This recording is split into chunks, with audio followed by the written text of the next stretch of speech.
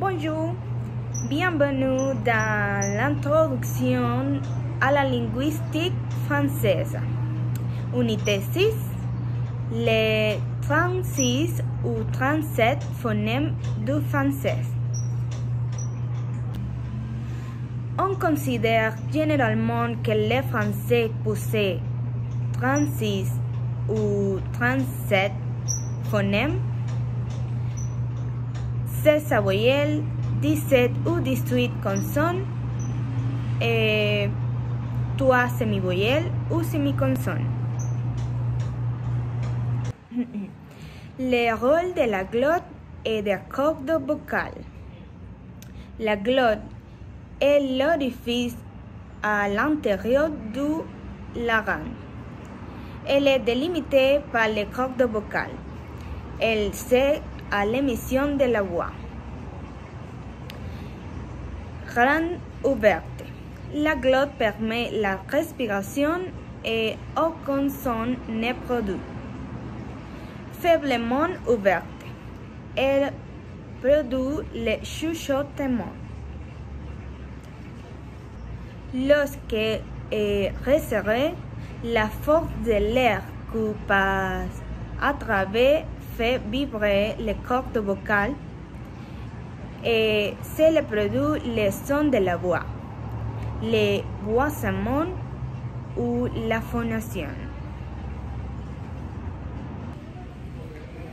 Les 16 voyelles du français. La différence entre les consonnes et la voyelle. La voyelle après la glotte. Si l'air continue son chemin librement, sans obstacle, le son produit sera une voyelle. Les consonnes. Après la glotte, si l'air est obstrué, les consonnes. Après la glotte, si l'air est obstrué, rencontrer un obstacle, le son produit sera une consonne. Ainsi, pour les consonnes bilabiales P et B, l'air rencontrer un obstacle au niveau des lèvres. À la différence des voyelles, les consonnes sont produites avec ou sans l'action des cordes vocales. Autrement dit, il existe des consonnes sonores, comme la consonne B, et des consonnes sordes, comme la consonne P. La production du timbre. Les résonateurs. Pour produire une voyelle, l'air qui passe à travers la glotte doit continuer son chemin librement, sans obstacle. Dans ces conditions, ce qui permet de produire des voyelles différentes, c'est la forme des 4 résonateurs de l'appareil phonateur. Les résonateurs pharyngal et vocal, les résonateurs labial et les résonateurs nasal. Les 16 voyelles. Les traits distinctifs. Nous avons les flèches jaunes, oralité et nasalité. Une voyelle peut être orale ou nasale. L'oralité et la nasalité dépendent du lieu de passage de l'air, cavité buccale et ou nasale. Nous avons les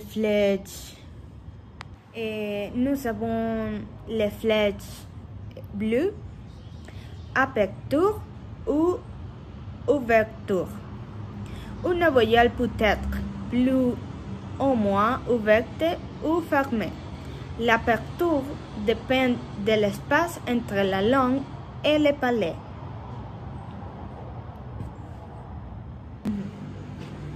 Alors nous allons la flèche rouge. Antériorité et postériorité. Une voyelle peut être antérieure ou postérieure.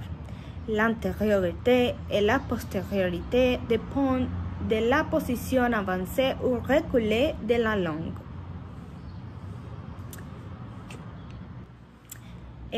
Enfin, la flèche verte. Labialité et non-labialité. Une voyelle peut être labiale ou non-labiale. Cela dépend de la forme des lèvres, arrondie ou étirée. La nasalisation. Le timbre de la voyelle dépend du lieu de passage de l'air.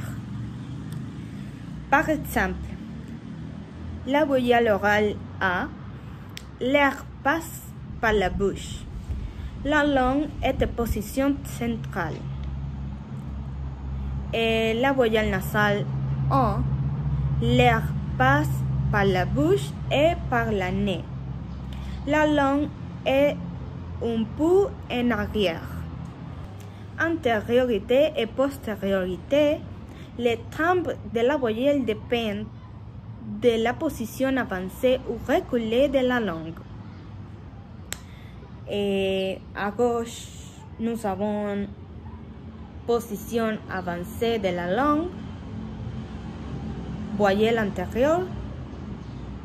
Et à droite, nous avons position reculée de la langue, voyelle postérieure. La labialité. Le timbre de la voyelle dépend de la forme des lèvres, arrondie ou étirée. Nous avons la voyelle I et la voyelle U, voyelle étirée et voyelle arrondie.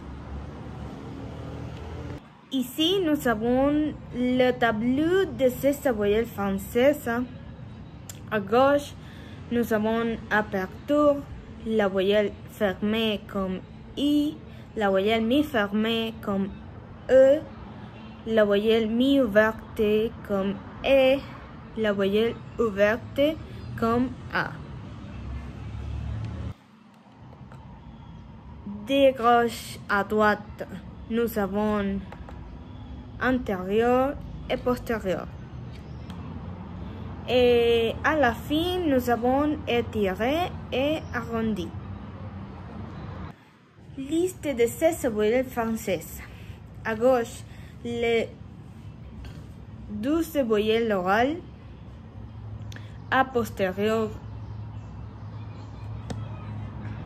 les E postérieurs, pat. Les A antérieurs, pat.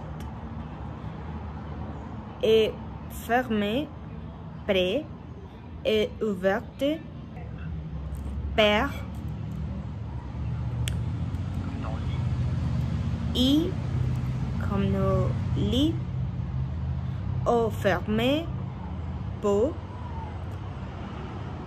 O ouverte, pour, le U fermé, pou, le E ouvert, peur. Le E sort ou mouette. Le U français, fou. U français, tu. À droite, nous avons 4 voyelles nasales. Le E ouvert nasalisé. Non, pas. Pas. Le E ouvert nasalisé. Le U ouvert nasalisé. Comme dans un. Un. Le E ouvert nasalité. Nasalisé. Bon. Et le A postérieur nasalisé. Blanc. Les voyelles orales fermées, I. Les voyelles I, mâchoire très rapprochée. Voile du palais relevé. Les voyelles U, lèvres arrondies, voyelle U, mâchoire très rapprochée, voile du palais relevé. La voyelle E, c'est mi-fermé antérieur, étiré et oral. La voyelle O, c'est mi-fermé antérieur, arrondi et oral. Et la voyelle O, c'est mi-fermé postérieur, arrondi et oral. La voyelle E, c'est mi-ouverte antérieure, étirée et orale. La voyelle E, c'est mi-ouverte antérieure, arrondie et orale. Et la voyelle O, c'est mi-ouverte postérieure, arrondie et orale. La voyelle U et la voyelle E. Les deux voyelles sont antérieures, arrondies et orales.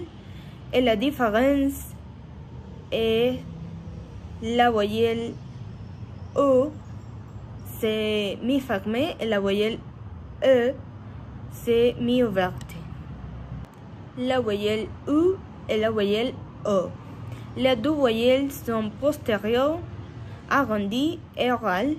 Et la différence est la voyelle U, c'est mi-fermé et la voyelle U et la voyelle O, c'est mi-ouverte.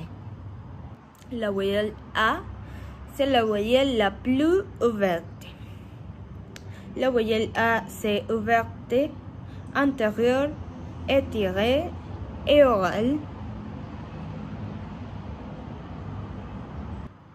La différence de la voyelle A et la voyelle A. La voyelle A, date, c'est ouverte antérieure, étirée et orale. Et la voyelle A, porte, c'est ouverte postérieure, arrondie et orale. Le E caduc. Nom de ce symbole phonétique, le schwa. Le E, c'est mi-fermé ou mi-ouverte, antérieur, arrondi et oral. Le phonème E peut être appelé E caduc, E sorde, E muet ou encore E instable. Le symbole E, le schwa, ne peut être attribué qu'à la graphie E. La voyelle peut ne pas être prononcée comme de petite, prononcée petit ou petit. Samedi, prononcé samedi. Les 4 voyelles nasales. La voyelle A, pan, c'est mi-ouverte antérieure, étirée et nasale. À différence de la voyelle A, ran, c'est mi-ouverte, arrondie et nasale. La voyelle A, blanc, c'est ouverte postérieure, arrondie et nasale. Et la voyelle A, pan, c'est mi-ouverte postérieure, arrondie et nasale. Les 17 ou 18 consonnes du français. Pourquoi 17 ou 18 consonnes? Tout dépend de la façon de compter. Aux 17 consonnes du français, on peut ajouter la consonne nasale en emprunté à la langue anglaise. On trouve cette consonne à la finale des mots comme shopping, jogging, etc. La classification des consonnes. Le premier critère permanent de la classe des consonnes est le mode d'articulation. Le deuxième critère de classification est le lieu d'articulation. À gauche, nous avons les modes d'articulation. Les consonnes françaises sont classées selon 3 modes d'articulation. Les degrés d'obstruction de l'air, la sonorité ou boisement, la résonance nasale ou orale. Et à droite, nous avons les lieux d'articulation. Les consonnes françaises sont classées selon 3 zones d'articulation. La zone labio-dentale, la zone palatale, la zone vélaire.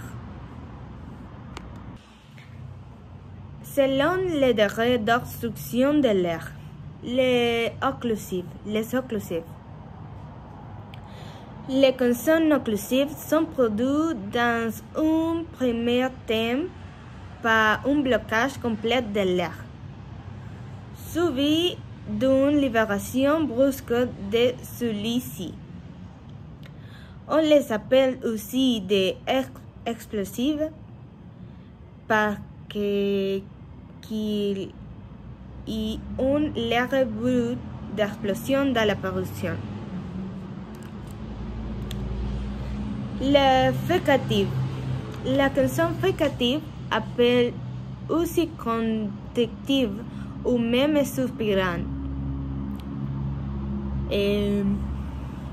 sont produits par un rétrécissement du canal vocal. Ce rétrécissement produit un frottement mais l'air passe.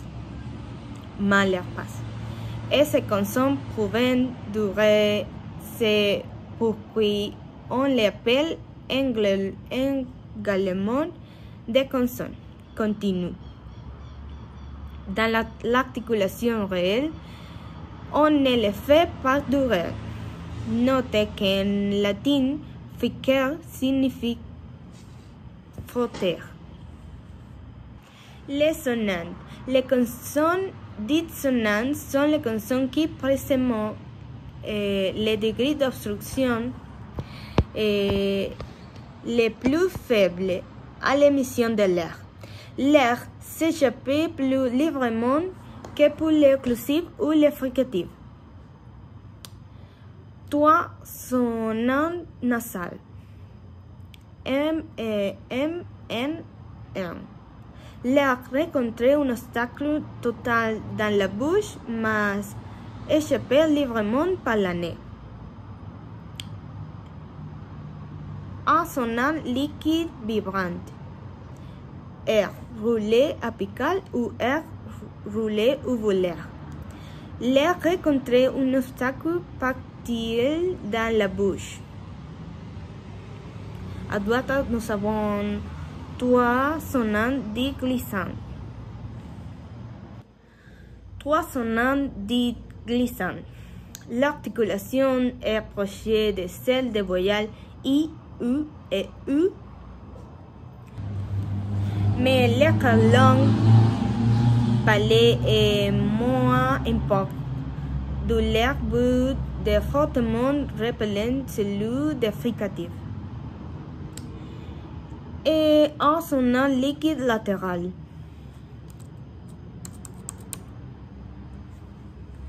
L'air passe sous les côtes de la langue.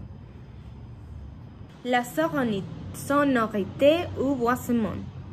Consonne sonore et consonne sort. On oppose les consonnes boisées ou sonores articulées avec des vibrations de cordes vocales, ou consonnes non boisées ou sortes articulées sans que les cordes vocales vibrent. La sonorité est un trait qui permet de distinguer un phonème d'un autre phonème. Ainsi, par exemple, S se différencie de Z et F se différencie de V.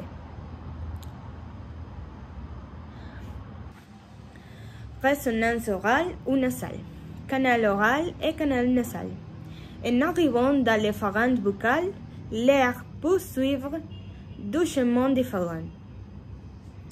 Et à gauche, articulation orale. Lorsque le bois du palais est relevé, on obtient un son de type oral, par exemple P, B, V. À droite, articulation nasale. Lorsque la voix du palais est rebassée, l'air s'échappe à la fois par la bouche et par le nez.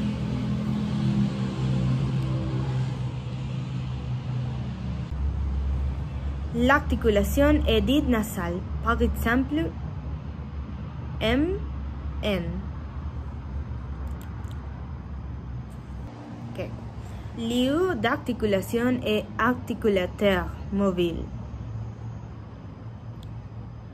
Et en bleu, nous avons les noms et en vert, nous avons les adjectifs.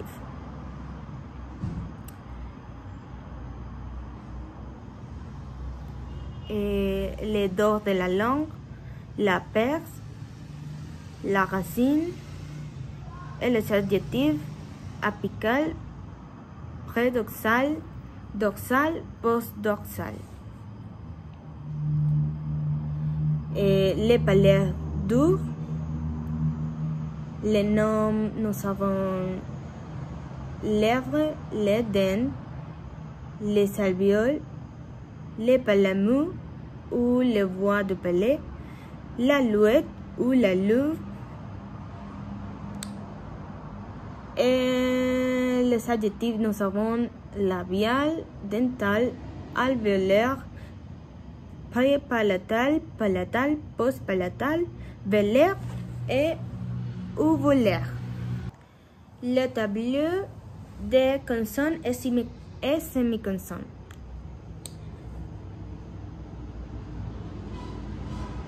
Ci-dessous, nous avons point d'articulation et des roches à droite. Nous avons bilabial, labiodental, apicodental, apico-alvéolaire, prépalatal, médiopalatal, dorsovélaire. À gauche, nous avons mode d'articulation occlusif, constrictif, glissant, semi-consonne. Les occlusifs bilabiales P et B. Blocage de l'air au niveau des lèvres. Voile de palais relevé. P. Consonne sorte. Les cordes vocales ne vibrent pas. B. Consonne sonore. Les cordes vocales vibrent. Les occlusifs alvéolo-dentales T et D. Blocage de l'air pointé de la langue derrière les incisifs supérieurs. Voile de palais relevé. T. Consonne sorte. Les consonnes vocales ne vibrent pas. D. Consonne sonore. Les cordes vocales vibrent. Les occlusifs palatales ou vélaires K et G. Consonne dorsopalatale avec des voyelles antérieures comme I ou U. Consonne dorsovélaire avec voyelles comme A ou U. Voyelle du palais relevé. K. Consonne sorte. Les cordes vocales ne vibrent pas. G. Consonne sonore. Les cordes vocales vibrent. Les occlusifs nasales M, N, N Un bilabial, blocage de l'air au niveau des deux lèvres. Un apico-dental, blocage de l'air, pointe de la langue derrière les incisives supérieures. Un dorsopalatal, blocage de l'air au niveau du palais ou moyen du dos de la langue. Les constructives labiodentales F et V. F. Les cordes vocales écartées ne vibrent pas. V. Les cordes vocales vibrent. Les constructives alvéolaires S et Z. S. Les cordes vocales écartées ne vibrent pas. Z. Et les cordes vocales vibrent. Alvéolaires. Les constructives alvéolaires Ch et G.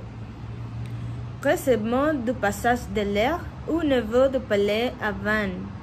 Point et ne, lèvres arrondies. Ch.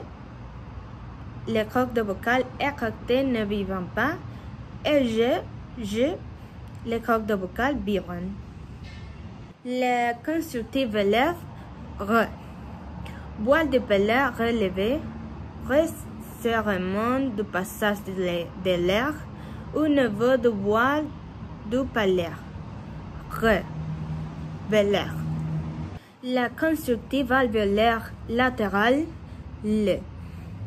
Point de la langue contre l'alvéole. L'air passe sur les côtes.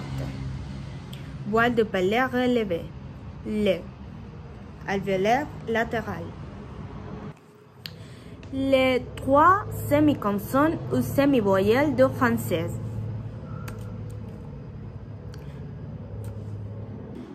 La semi-consonne palatale G.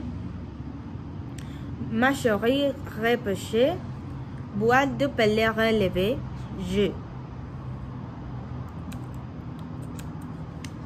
La semi-consonne palatale arrondie OU. La voile de palais est relevée OU. Et nous avons la semi-consonne vélaire arrondie OU. Les voiles de palais est relevée. Lèvres arrondies, mâchoire rapprochée OU. Et c'est tout. Merci beaucoup.